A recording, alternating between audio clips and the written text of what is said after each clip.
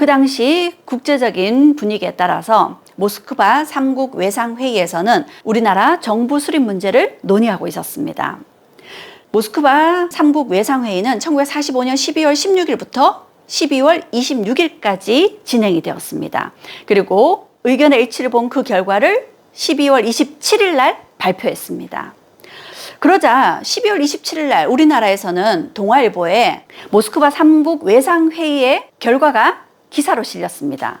그런데 이 신문 기사는 세계 10대 오보 사건 중에 하나가 되었습니다. 동아일보의 이 오보 사건이 결국 우리나라의 통일 정부를 수립하는 데 큰 걸림돌이 되고 말았습니다. 동아일보에서는 모스크바 3국 외상회의에서 5년 동안 신탁 통치가 의결되었다. 그리고 미국은 즉시 독립을 주장했는데 소련은 신탁 통치를 주장했다. 이렇게 기사를 실었던 겁니다. 그런데 이거는 완전 엉터리였습니다. 실제는 소련이 즉시 독립을 주장했고 미국이 오히려 신탁 통치를 주장했다는 거였죠. 미국은 5년 아니 10년까지 신탁 통치를 하면 좋겠다 이렇게 주장하기도 했었다고 합니다. 지금까지도 이 잘못된 기사가 무엇에부터 비롯되었는지 정확한 근거는 찾지 못하고 있습니다. 그런데 이 기사가 난 데는 여러 가지 의문점이 있습니다.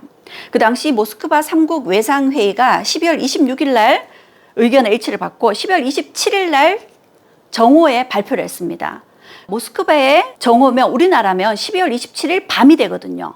그렇다는 건 동아일보의 오보는 모스크바 3국 외상회의 발표가 있기도 전에 기사가 먼저 난 겁니다. 그리고 나중에 모스크바 3국 외상회의에서 나온 결과를 3일 후에 미군정에 전달이 되었습니다.